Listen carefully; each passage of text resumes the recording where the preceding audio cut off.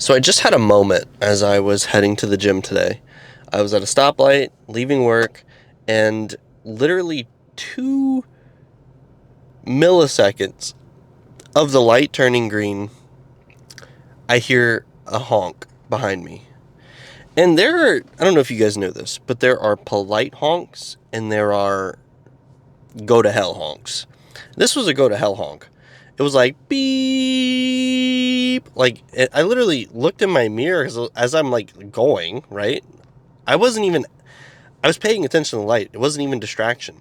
I just let off my brakes slowly and then just slowly started accelerating because gas is expensive. I can't just be dumping fuel taking off at a red light. But this guy was so in a rush to get wherever he was going, he just had to, instead of a beep beep or like like a quick one, he hits me with a long one. And so my windows are down because naturally I listen to my music at a billion decibels because I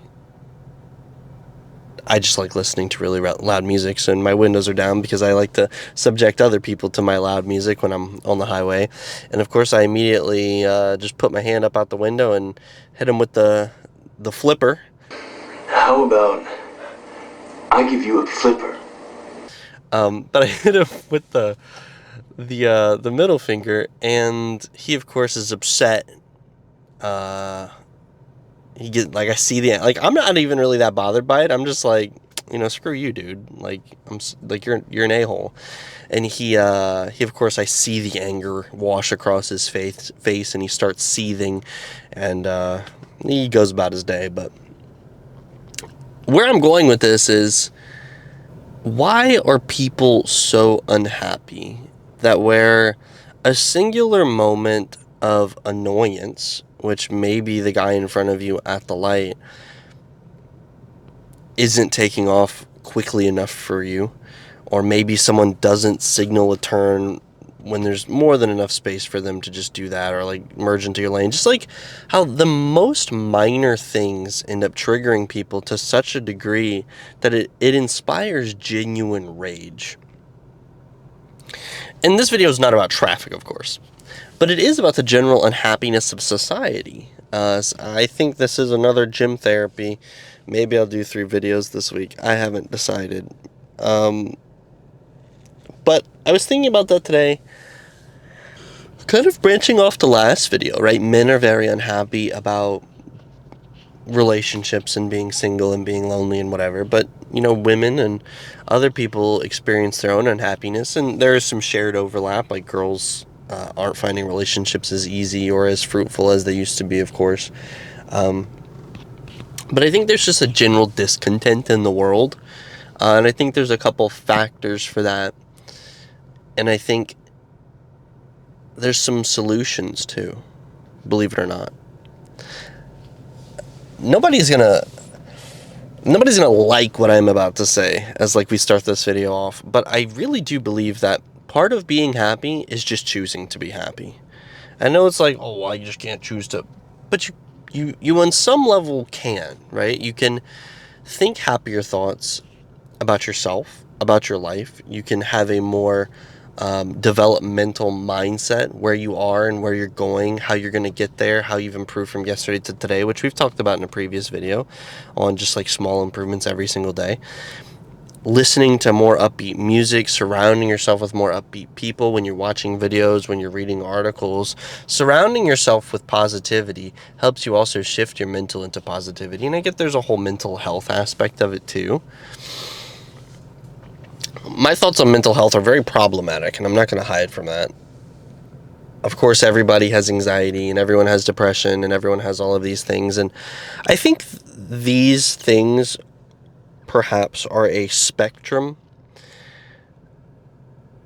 I don't think people today are uniquely sad or uniquely unhappy. I don't think life is uniquely hard. If anything, I think for some demographics of people, if we compare their lives from a few hundred years ago to today, I think most people's lives are just generally easier, right? Because we have the luxury of modern technology. Do we have different kinds of stress? Sure. But I think we live in a safer, more progressive world today than historically. So I don't think that we're just more depressed and we have more anxiety. I think another problematic viewpoint, I think some people have these things and express these things publicly for clout, right? To fit in, to be quirky, to try to be unique. Like, oh my God, I'm so depressed. I'm so unique because I suffer, because I am sad and I'm dark and edgy, and it's, that sort of thing. Do I think there are generally people who are? Yes, I know a lad who is generally very depressed. He suffers and he goes through periods, and you can very much see it. And then there's other people that I see who are like, oh, I'm depressed, and it almost feels like an act. And I think you guys know what I'm talking about. So for those people who are just maybe a little bit sad, because there's a difference between being sad and being depressed, right? And there's a difference between being nervous about doing something new and having genuine anxiety and having breakdowns about doing new activities. If it is a genuine mental diagnosis, fair. Maybe this video is not for you. But I think to most of us, because we generally say that these mental issues are neurodivergence, right? It's not neurotypical to be that way. So I think when I say most of us, I really do mean most of us, and not, the most of us subtracted from the WebMD diagnosed some of us, blah, blah, blah. Like, you get what I'm saying? I think most of us have the capacity to be happier, but we have to change things. But we have to change some things about our life. So that's kind of what today's about, being happy. Maybe I'm going to title it something like, why are we all so unhappy? Because I think that is what it is, right? We do polls, we do surveys, people answer, and part of this cultural, my life is harder than yours, competition that I feel like a lot of people are in, is also when asked about how their life is going, everyone says, oh, it's so awful to be me. It's so awful to, like, celebrities, right? All the celebrities being depressed. I believe there's a Lifestyle of the Rich and the Famous where it basically talks about, like, oh, you've got all these things going for you, but, like, they report that being them is harder than being a normal person. And it's like, well, when we look at studies on how the most stressful thing anybody has to go through is, like, bills. Rich people, if rich people have bill problems, it's entirely self-inflicted, so it's hard to be empathetic to that. Do you lose a little bit of social anonymity? Of course you do, but you chose that, right? If you wanted to kind of fall off and fade into obscurity, you have that choice, but the thing is you don't, because you enjoy being a multimillionaire. So anyway, also, if being famous was so bad, people wouldn't be striving for it all the time. It wouldn't be the measure for success. So that being said, today is a back and a bicep day. We are going to get in the gym. We're going to do those activities. We're going to talk about being happy. We're going to talk about why people are sad. And it's going to be a good, fun, wholesome day. Hopefully you guys didn't think anything I said at the beginning of this was too problematic. I don't mean to diminish anyone's problems. And I don't want to say you don't have something just because you don't have a medical diagnosis. But if you're not getting a medical diagnosis, you're only doing yourself a disservice and a disservice to the people around you. Because the people around you have to live with you being whatever way you are, and you're never seeking to get help, and you're just like, oh, well, it's my anxiety, oh, it's my depression. If it's affecting your life in a way that you have to make excuses for your behavior, then you should be going to get treatment. And if you're not going to get treatment, I don't want to hear about how this thing that you say that you have is affecting your life. And as someone who lived with someone that I love dearly and will always love, and I have nothing but respect for her, someone who lived with someone who had depression and anxiety, self-reported, it gets old, right? Don't put people through that. But with that being said, we're going to go in the gym and we're going to be a little bit happier while we talk about happiness, hopefully. And I will see you all. What are we doing first? I think I always do back and by day. It might be preacher curl, but it could also be pull-ups depending on if the little pull-up bar is taken. So I'll see you on one of those two exercises. It was too busy at the pull-up bar. I also just cycled for like 20 minutes, burned like 80 calories. Go me.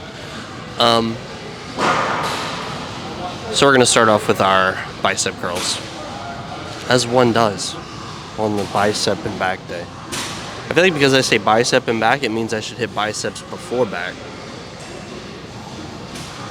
And if I would have said back and bicep, I would have done the opposite. I feel like it's whatever you're going to lead with is what you should do. Am I just making excuses? Am I just trying to rationalize and justify this right now? 100%. Does it still make some modicum of sense in my head?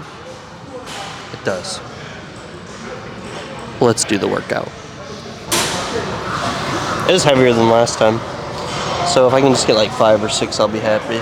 Just building my strength up.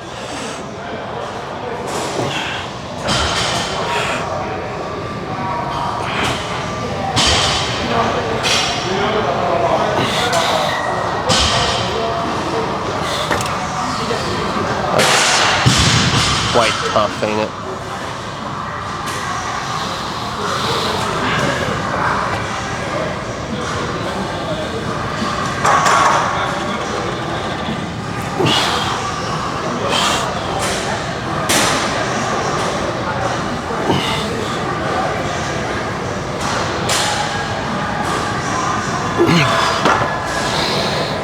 Sheesh. Well, this is a good, I was thinking during that set, because my mind is always going 100 miles per hour. If you guys have any topics you would like me to talk about, feel free to leave a comment in the YouTube video. Or send me a DM on Instagram, which is linked in my YouTube profile, in my link tree. Because, I'm not saying that I can't, figure out things to talk about myself. But we're a community. We're a team. You know what? It's been 2 months. We're nearly a family at this point. I talk to you guys more than some of my friends, if I'm being completely honest. That's a shortcoming of mine. I'm really, really bad at maintaining relationships. We're also at, as of this moment, 94 subscribers. We're closing in on the 100. So again, maybe by the time I post, not like this video, but the next one, we might be at 100. So I'm excited for that. It's so like silly, right? 100 subscribers is not a lot of subs, but considering I literally started at 0, I'm happy, right? Because I guess it's first you got to get to 100, and then you got to get to 500, and then 1,000, and then 10. It's a slow build up, slow stretch. Pause.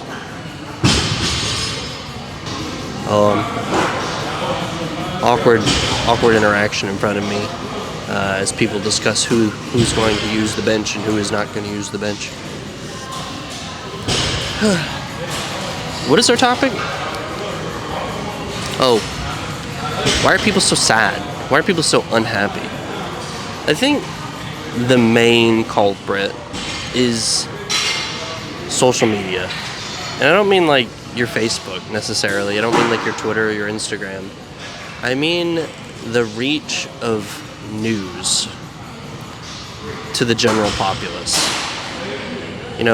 Where you can open your phone and you can see the next bad thing that's happened in the world today. Wars, poverty, murders, whatever social issue it is going on. It's almost impossible to escape if you have any amount of relationship with the internet.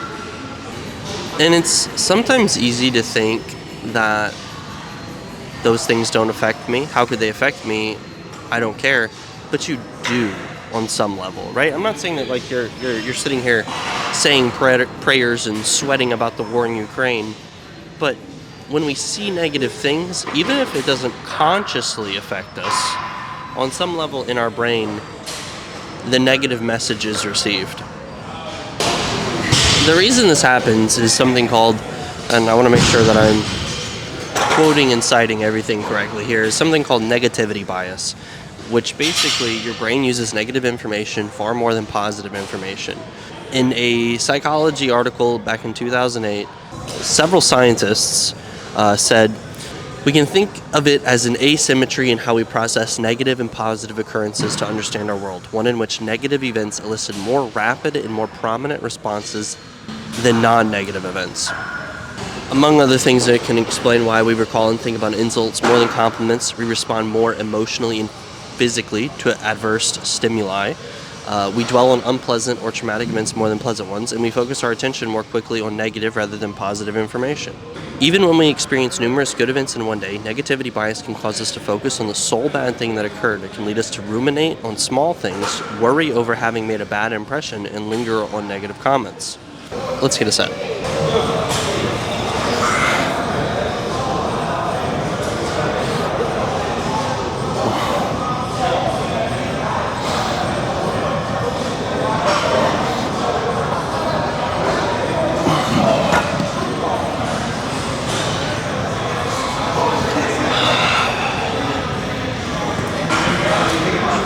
I feel myself getting stronger, which is such a nice feeling mid-set. Not like in the moment getting stronger, but you know what I mean, chat.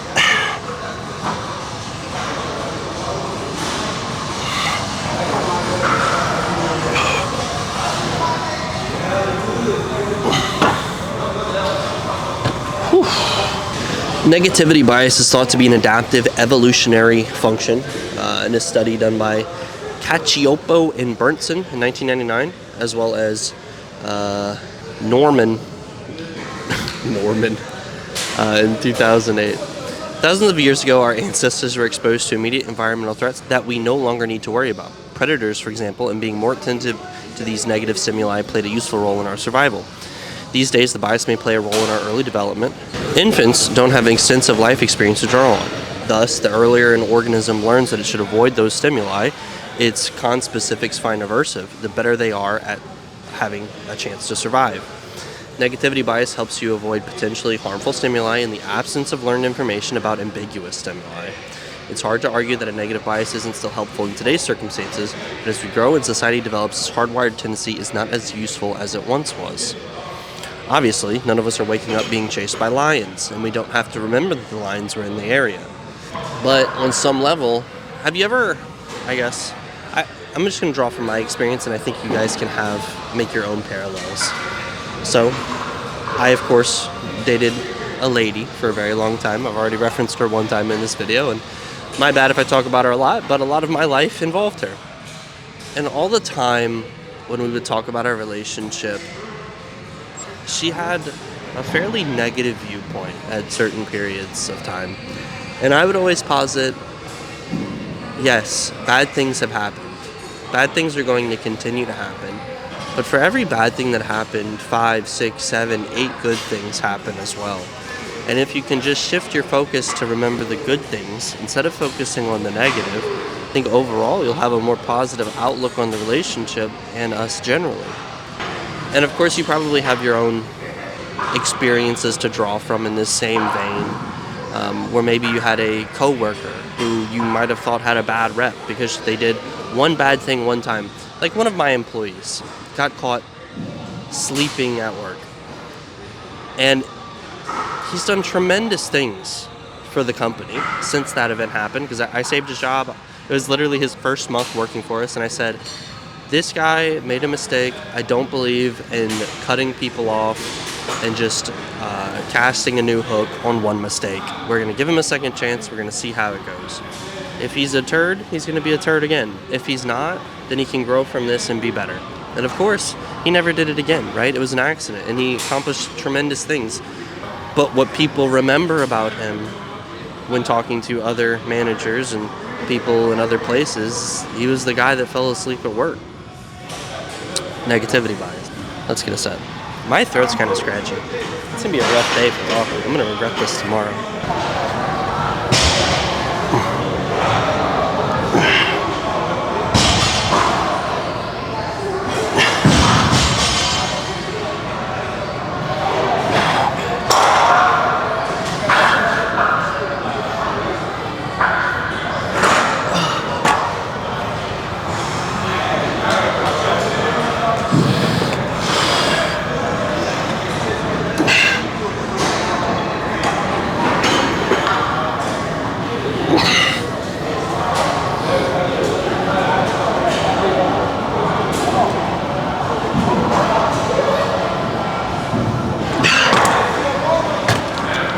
And from here, whew, we're gonna go find a back exercise to do.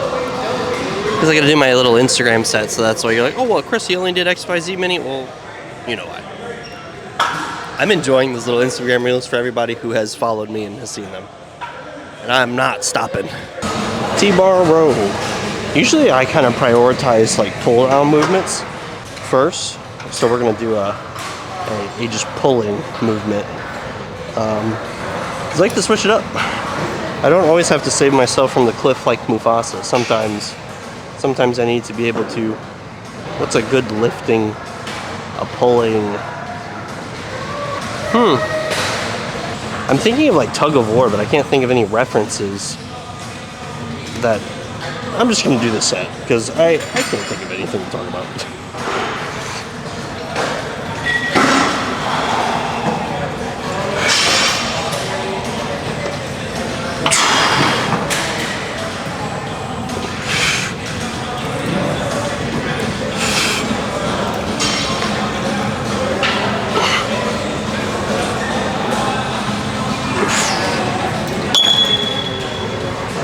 What are we talking about?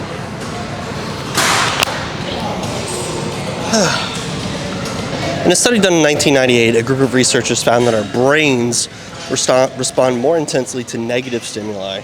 The researchers presented photos to 33 participants and measured their brain's electrical activity to study its responses. Some were effectively neutral, such as an electrical outlet, a plate. Some were considered positive pictures enjoying a roller coaster, for example, and some were deemed negative, a gun pointed at the camera, a mutilated face. I'm so out of breath. Findings showed more event-related brain potentials, ERPs, or activity when participants viewed negative as opposed to positive images, leading the researchers to conclude that our evaluations are more strongly influenced by the former. And that kind of bridges back to the evolutionary part, right? Positive things are positive and positive things are great. But when it comes to survival, identifying, remembering, adapting to negative stuff is more important for survival. Outside of this article, right, I kind of spoke about it earlier, where the things we see online, what gains a lot of attention? Certainly some positive things garner a lot of attention when it comes to, I don't know, when like Prince Harry and Princess whoever, I'm not, look, I don't pop culture, okay? But they get engaged or whatever, and it's a big thing, and everyone's super happy. But the amount of people that know about that versus when the Queen died, very different, right? What gets more publicity? This is like super awful, but someone achieving something great in life, or someone dying tragically of note, right? It's not on the news when Will Smith wins a Grammy. However, it would be on the news everywhere if Will Smith was, please nothing happened to Will Smith, but if he was like shot in a Walmart, that would be everywhere. Bad news sells, unfortunately. Around the world, negative news articles appear to dominate the media, but why are they so prevalent? One hypothesis is that due to negativity bias, negative coverage is more attention-grabbing than positive coverage. This is a logical inference from the study results we just described. In 2019, 3 individuals looked into whether the demand for negative information is a cross-national phenomena, examining people's psychophysiological reactions to video news content in 17 countries. Their results revealed that globally, humans are more aroused by... I had to pause, I was like, aroused? Humans are more aroused by and attentive to negative news on average. Why? Going back to the original, we think about negative events more. Evidence suggests that negative emotions last longer than positive ones. We tend to spend more time thinking about negative events and that we often reason about them more. It's likely related to learning and memory processes. The more attention we give to a stimulus or experience, the higher the likelihood that we'll commit it to memory. How can you be better? It's like the saying goes, failure is the greatest teacher, right? You don't really learn anything when you succeed. In fact, You're not going to look at your flaws. You're not going to look at your failings. You're not going to think about how you could have done this thing better if you succeeded in doing it. But when you fail, you're going to accurately assess why it went down. If it's something you care about, of course. If it's something that you don't care about, then you probably won't give it a second or third thought. If you don't quit outright. Some people, like I said, will fail and then never try this thing again. But like I said, if it's something you care about, you're going to be critical. Let's get a set. You know, a horror thought that I have pretty frequently in the gym? I have a thought that I like do a bunch of yapping and I forget to hit the little red record button, and I just like waste like 20 minutes talking.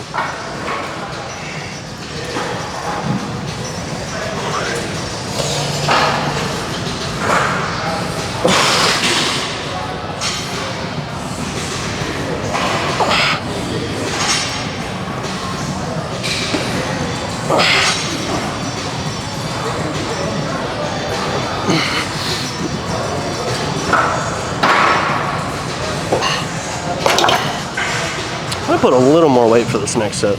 No, I'm not. I want to focus on form. I kind of talked about this previously, right? How do we overcome this negativity bias? Challenging your own beliefs. Checking yourself on a daily basis. Thinking about the things that you're thinking about. Taking a moment, looking in the mirror and saying, you're doing great. You're handsome. You're beautiful. I love what you did with your hair today. You're achieving the things you want to achieve in life. And holding yourself accountable to continuing to be positive in the moments where it's easy to not be so positive. You waiting on this? Oh. No, hurry up. So there's a lady waiting for me, so I'm gonna get this next set in and we'll call it a day on this machine.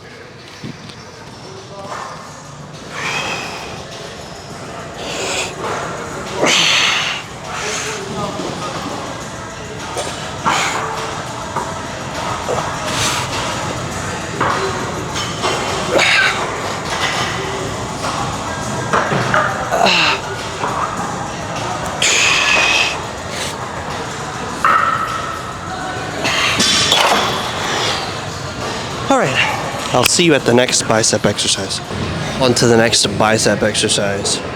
So, kind of from my previous advice, I suggested mindfulness, changing your thought processes, reminding yourself that you're great and you're valued.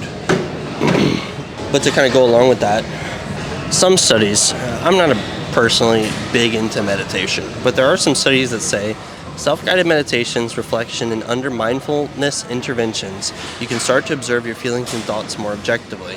Promising evidence from a 2011 study from Keegan and Shook found an increase in positive judgments and higher levels of optimism when participants practiced mindful breathing. When compared to a control group, these participants also performed better at tests where they were required to categorize positive stimuli, leading the researchers to suggest that mindfulness practice can have a significant positive impact on the biases. These negative biases have been linked to numerous psychological disorders such as depression and anxiety. Granted, this paper was quite old in 1997. However, that doesn't mean it's completely inaccurate. When you catch yourself taking a negative view of situations, it may help to practice cognitive restructuring by reframing the event or the experience. There's plenty of cognitive behavioral therapy worksheets that can help you more objectively view the situation that you're in. Online, just Google that. Again, cognitive behavioral therapy worksheet. And it can help you work towards overcoming all of your negative biases. And I think lastly, I think in life, you just need to learn to savor the positive moments a little bit more. When something small and beneficial happens in your life, take a moment to appreciate it. You see a monarch butterfly, which are becoming increasingly rare because of the lack of milkweed plants in the world. Take a picture of it. Put your finger out and hope that it lands on you. Take a moment and smile and take the nature in, right? And that's just one example. It could be anything, right? Maybe you did your, like I said, you did your hair really nice. Take a picture, put it on Snapchat, put it somewhere that just you can view it, right? Because you don't need outside stimuli to make you more positive. You just need to start restructuring your own thoughts to recognize that, hey, my life is valuable, it's worthwhile, and if I can change my mind frame, my whole life can change. Let's get a set. Also, the diet is dieting.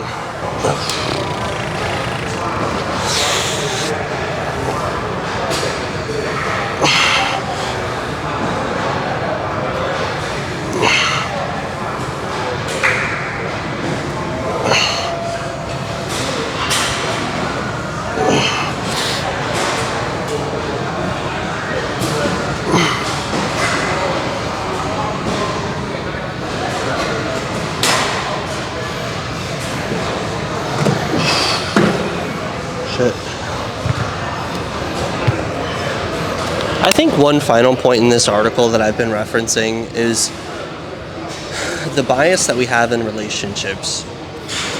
Negativity bias impacts our impressions of other people, our decision making, and our attention, and it can impact the relationships we have with others in several ways.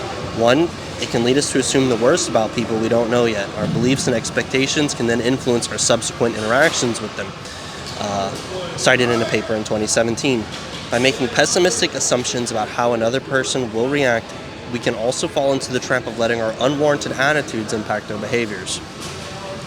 As with the negative potency concept, the bias can lead us to interpret negative events as more important than positive ones. We can view someone's slip-up as highly salient compared to their positive behaviors, leading us to ruminate over them to the detriment of our relationship.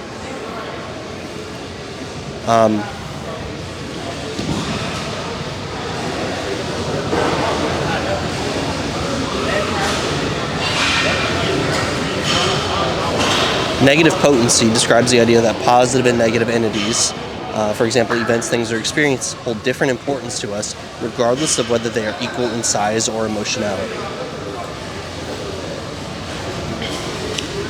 Its role in anxiety can result in you being more sensitive to negative information that can impact our neural circuitry too. Some of the effects of negative bias can include increased heart rates during fear perception and higher startle responses, both stress responses that are associated with anxiety, a study done in 2009. In this study, the authors also present evidence that self-reported negativity bias measures are correlated with depression and anxiety, suggesting that while the phenomenon may be evolutionary, it doesn't come without its cost. And it's not just the way that you perceive yourself mentally. It's not just the things that you're telling yourself, but it's also how you're interacting with yourself every day, the choices that you're making, how you reinforce yourself after those choices, be it the food you eat, whether you went to the gym, if you were late for work, if you woke up later than you wanted to. And, we have our internal monologue, at least most of us, where we then tell ourselves negative things when I think this kind of broaches into holding yourself accountable in a positive manner. You can hold yourself in a negative way, and you can hold yourself in a positive. And I think more often than not, because of this negative bias, people default to holding themselves accountable in that negative manner. And we've kind of talked about some strategies to help avoid and improve and change. But it's up to you to put them into practice. So let's get this final set, and then we'll do our last back exercise.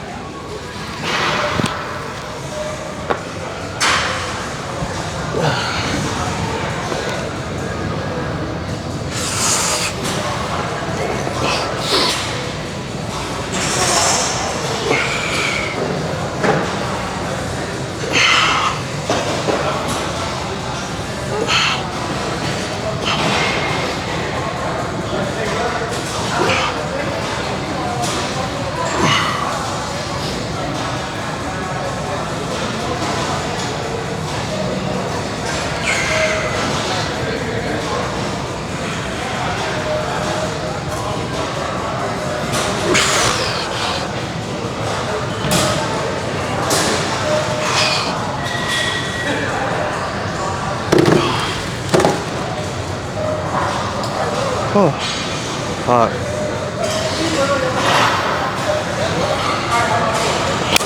With that being said, we are going to... You're good. We're going to go get that back exercise. And we finally got to pull-ups after all. So let's get that first set.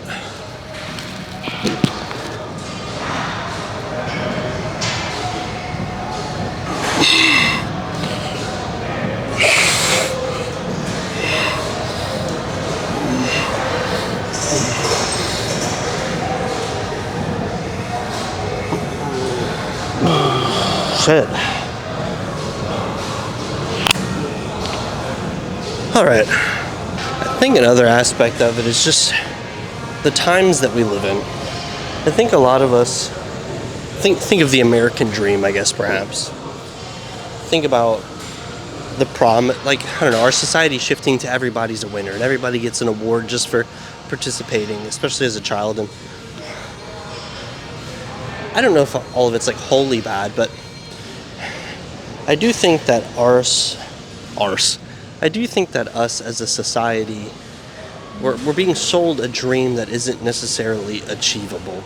And when you're told that you can do X, Y, Z thing your whole life growing up, and then you wake up in the real world where things are hard and stressful, and you haven't faced a lot of adversity in your life, and you're always told how much of a winner and how much of a success you are, and then you're hit with the harsh reality that there's a billion other people better than you at the thing that you love to do. They're more hardworking, they're more talented, they've had a better leg up, they were able to go to a better school, they had better education in terms of schooling growing up, like whatever it might be. And you have perhaps no ability to overcome it because you've never been taught to overcome everything because you've always been a winner. It's not just those problems we can't control, it's also the economy, the housing market. It's a product of living in the time that we live. It's unfortunately super duper meta to have a partner that you split expenses with, right? Even if it's just a roommate, and that's not the reality for everybody. Living in today's world is a crazy, crazy proposition. And it's very rare that sometimes it's nice to just, I don't want anyone to solve my problems for me by any means, but sometimes it's nice to just hear someone validate your experience. I was actually having a conversation with my boss a couple of days ago, and I kind of was like, man, at times with the economy, even though I have I have a good job, objectively, right? Puts me well above the poverty line in the United States. And by all rights, and I don't waste money, right? I pinch my pennies, and sometimes I make purchases I shouldn't make. But largely, my day-to-day life, I stay in the lane. But there's been times where I've seriously contemplated needing a secondary hustle to support myself. I by no means am wanting to be a multi-millionaire with a Ferrari and a 64-bedroom house or anything like that. My dream would just be able to pay my bills and live comfortably, buy a video game when I want to, eat what I want to, and go on a vacation once a year. That's like my bar for being successful, and I think that's what most people's bar is. If I get super lucky and make it super duper big, cool, awesome. But it's not what I need for happiness. And it's just really sad that we live in a society where that very basic bar, I think it's just a basic aspiration for anyone, is really hard to hit. Now, if I was married, I wouldn't have an issue at all. 2-income households are OP. Regardless of, it depends on what you make, but if I had any amount of supplemental income, I'd be like super cruise control. It's not reality though. And it's not just me, right? It's all of our generation. You have and you hear from the people who came up before us, well, just don't buy Starbucks every day. Do you think a $5 coffee is stopping me from mortgaging a home? I don't get Starbucks, but for real. Oof, my biceps are hurt.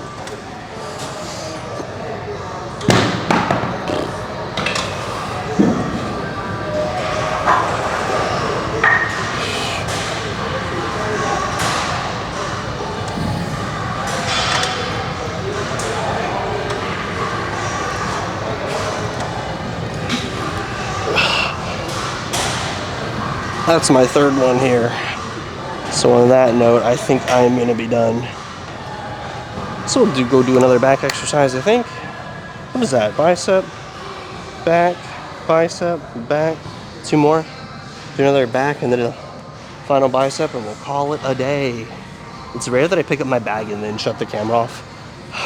This might be the first time I've ever done that. Mark it off your bingo cards. All right. I'm gonna do a cable pull. I had to do a couple of sets to get the recording that I wanted for Instagram. So I might only do like 1 or 2 video sets. I swear I'm gonna get better at this whole thing. It's just gonna take time. I think there's also like the monetization of people's unhappiness, right? With self-help books, courses, all that kind of stuff where people will they'll tell you the reason that you're unhappy, and then they will sell you a solution. If you're happy, you don't buy things. Happy people don't buy things, generally as much. I believe that's science. Let me see if I can find any data for that.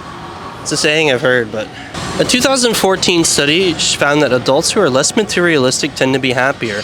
Going hand in hand with that, people who are happier also tend to be less materialistic. Looky there. And then we have some anecdotal evidence from Reddit where people are saying, I used to be an impulse buyer on electronics, clothes, blah blah blah, and now that I've stopped, I feel happy. I think part of that is financial security, right? When you have more piggy bank coins in your bank account. Look, they say money doesn't buy happiness, but fiscal freedom is a large portion of today's societal depression. When you're not worried about your rent, your car note, an emergency happening that could literally break your household, you tend to be able to focus on more beneficial things. I know my most stressful moments are when, you know, maybe I put too much in my 401k this month. Health insurance was expensive. I got in a wreck. I have to pay my deductible. Things are a little bit tighter than usual. Granted, I haven't been in like true poverty in not a very long time, but like a decent little bit now. And trust me when I say I've been there. Finding financial freedom in some regard has helped my mental. If I lost my job tomorrow, one, it would be tragic, but I have the resources to make it out of a situation like that. Which gives you a daily peace of mind that you cannot have unless you either have a very strong support system, which I do not, or you've put your little coins away, which I have. But those are like not daily. So see, the other part of that is I have to save for retirement. I don't have to, but I don't want to work till I die. So it's like even when a financial stressor comes, and yes, I have a little bit of a safety net, it's still like, it's almost off limits money. If I'm like broke in my bank account, it doesn't matter what my savings account is. I am going to live off of the $20 I have until next check, and that just has to be what it has to be. Because if you get into the habit of taking out of your savings, if you're able to get to a point where you're saving money, it's like, it's easy to dip back in the well. It's easy to overspend because oh, well, I've got XYZ money in my savings account. I can do this extra thing. And it's really breaking that habit of doing stuff like that. Let's get us started.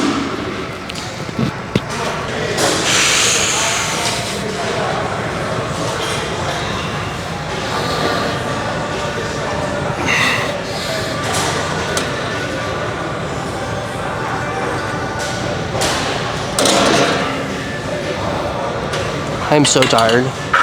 My back is so eepy.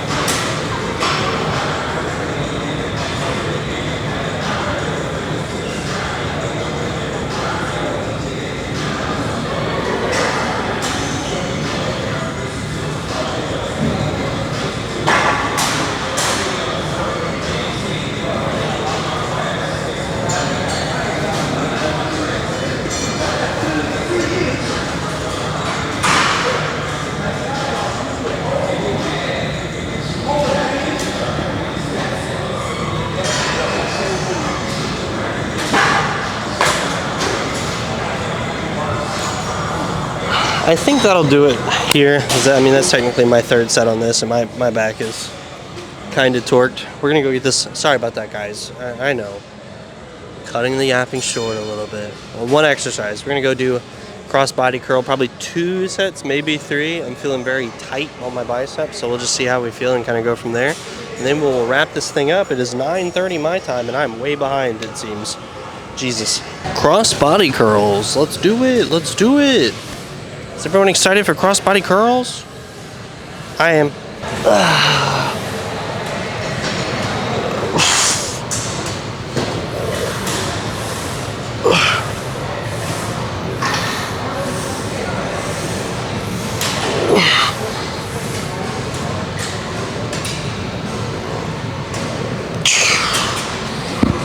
My elbows are fucking done.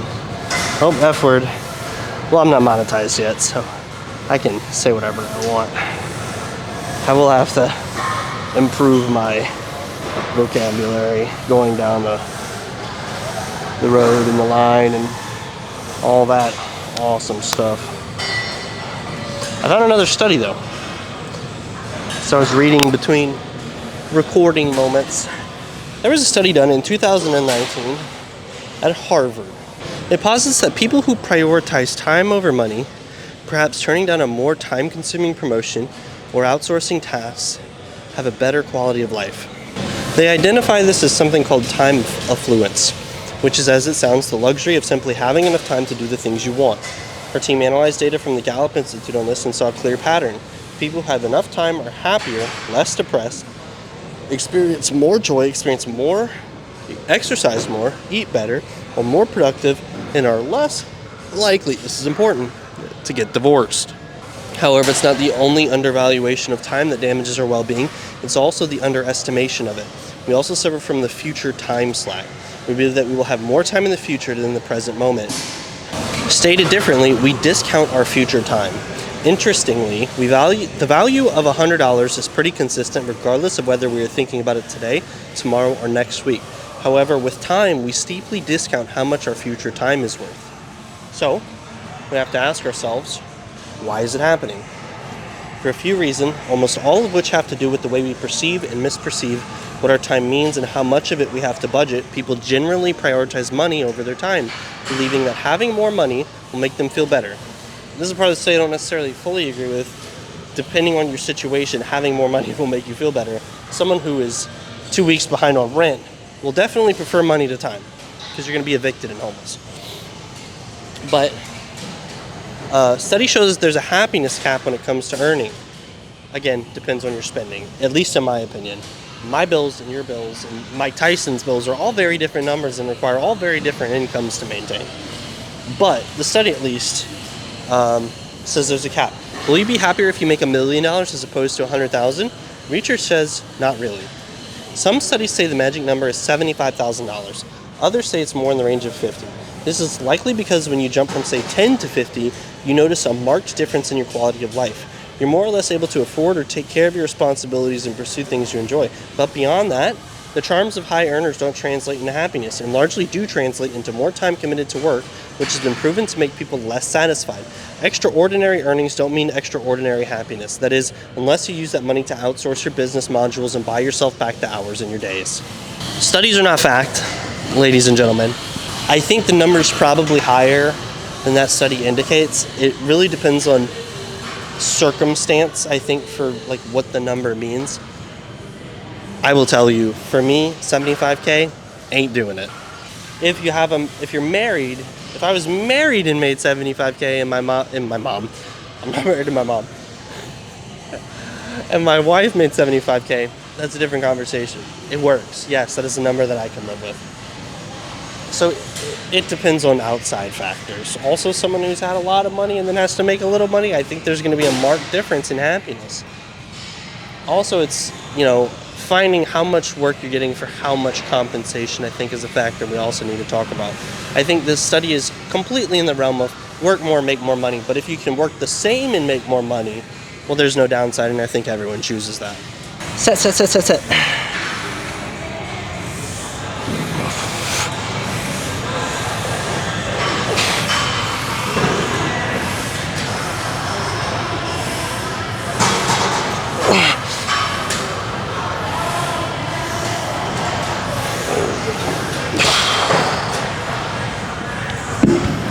I'm so tired doing these. I was kind of swinging those there. You can probably see it in the recording. My biceps are donezo. My triceps are also hurting from yesterday. It's easy to be misguided. In culture, money is a symbol, and a powerful one at that. Money is a sign of success, status, and social approval. Time signals a focus on being social over working, but can also signal sloth and incompetence. In America, people think that being busy signals higher status, and feeling important is a powerful motivator. However, when it comes to your overall well-being, it might be time to rethink what a high earning potential might realistically do for you. If you're going to use success to ensure that you have the time and means to pursue other aspects of life outside of work, it will likely benefit you. But working for the sake of earning money, especially in exchange for preserving hours of your life, has proven not to be the wisest or most effective approach. I think that's pretty concise, right? I think there's some caveats, but it's something to think about, especially amongst young men. Men really do prioritize chasing the bag and doing whatever it takes. And like Dave Ramsey, I don't know if any of you are familiar with him, work 45 jobs, live in a box on the side of the road.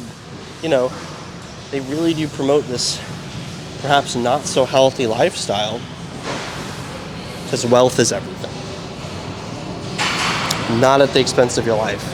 There's infinite money to make in the world, but we only have the years that we have, and nobody knows when it's going to end. With that being said, we're going to take it to the car and put this one away. Oh man, it is hot. Dude, it is 9:52 in the evening, and it is 100 degrees outside. We're all going to die. Oh my god, news. Global warming is real, and we're all going to die very soon. What's my my battery's pretty low. I don't have a whole lot to say for this outro.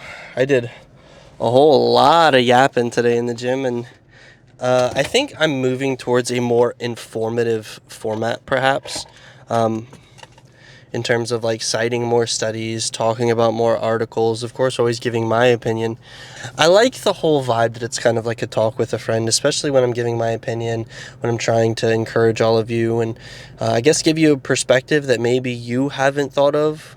I don't think all of my opinions are super based and unique, but I'd like to think that sometimes I say something that's a little bit different, and can be food for thought for some of you guys who stop by. Happiness is such a needed thing, and I think we all really do, according to science, get caught up in the negative. We're more prone to remembering it. We're more prone to thinking about it. We're more prone to internalizing it. And I think there's not really... I suppose this is what therapy is for. But I think if we talked about mental more often in society, not as many people would need therapy. Is therapy a good thing? For sure. But there are sources out there. If part of it's like education almost. I feel like we don't teach children how to cope with the real world. We don't teach adolescents. We don't teach young adults. We basically just like, hey, here's some math, here's some science, here's some sex ed, maybe, depending on the school that you went to, and we just throw them out into the world and hope for the best.